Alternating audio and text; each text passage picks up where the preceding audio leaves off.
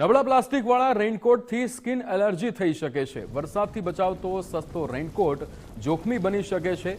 શરીરના વિવિધ ભાગોમાં ખંજવાળની સમસ્યા ઊભી થઈ શકે છે। ભેજના કારણે બેક્ટેરિયલ ફંગલ ઇન્ફેક્શનનું પણ જોખમ છે।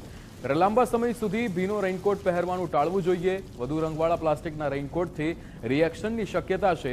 સારી ગુણવત્તાના રેઇનકોટનો ઉપયોગ કરવા લોકોને સલાહ આપવામાં આવી રહી છે। ત્યારે ચોમાસામાં હાથ પગ અને ચામડી સાફ અને સૂકી રાખવા પણ સલાહ આપવામાં આવી રહી છે।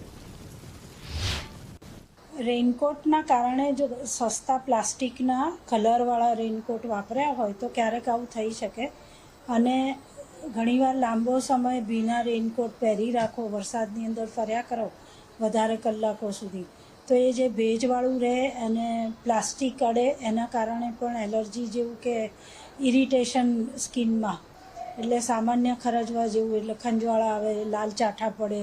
પછી એની જો કાળજી ના રાખવામાં આવે કે તરત દવા કરવામાં ના આવે તો એ વધી શકે। જે લોકોને એલર્જીની ટેન્ડન્સી હોય એને આવું વધારે થઈ શકે।